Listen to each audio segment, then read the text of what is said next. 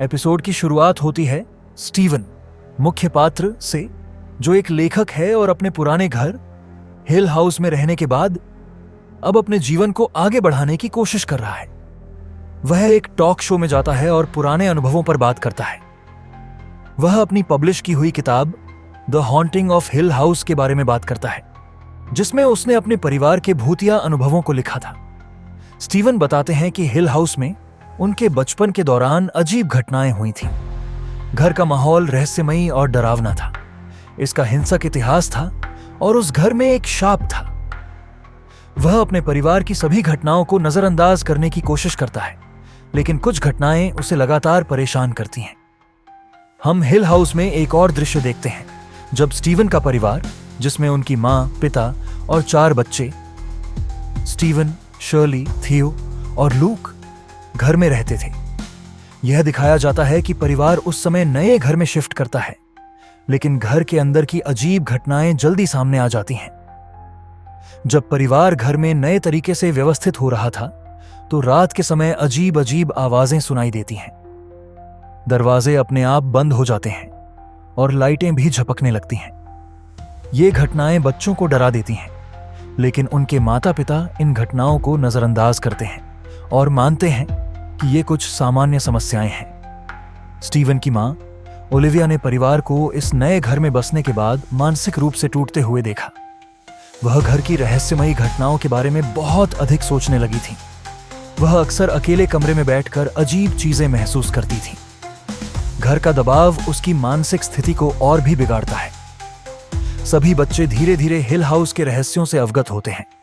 Look, सबसे छोटा बच्चा, और थियो, सबसे बड़ी बेटी, को घर के अंदर कुछ अजीब सा महसूस होने लगता है।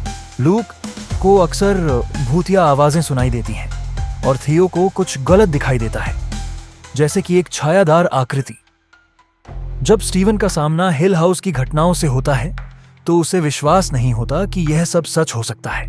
वह अपनी किताब में घटनाओं को कल्पना और डर के रूप में पेश करता है।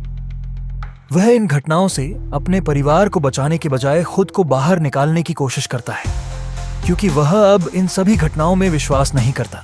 जब चीजें बहुत बिगड़ जाती हैं, ओलिविया को लगता है कि घर का प्रभाव उसे और उसके परिवार को धीरे धीरे निगल रहा है। एक रात ओलिविया एक खतरनाक निर्णय लेती है, जो उस समय के बाद परिवार की जिंदगी बदल देता है। वह बच्चों को घर से बाहर निकालने की कोशिश करती है, लेकिन दुर्भाग्यवश वह खुद ही घर में फंस जाती है। अंत में स्टीवन और उसके परिवार के अन्य सदस्य हिल हाउस से भागने में सफल हो जाते हैं।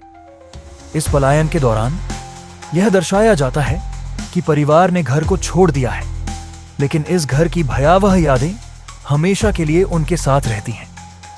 वर्तमान में लौटने के बाद स्टीवन ने अपनी किताब लिखी, लेकिन उसे एहसास हुआ कि वह कभी भी अपनी पारिवारिक समस्याओं और हिल हाउस के भूतिया प्रभावों को पूरी तरह से न समझ सका।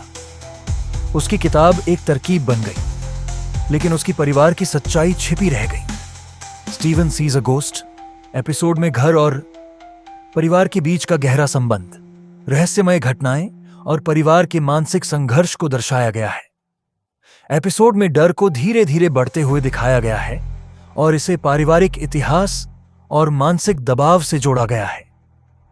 हिल हाउस की कहानी में डर और रहस्य हमेशा छिपे रहते हैं, और यह एपिसोड दर्शाता है कि भूतिया घटनाएं केवल घर में नहीं, बल्कि उन घटनाओं से प्रभावित हुए लोगों के दिमाग में भी रहती हैं।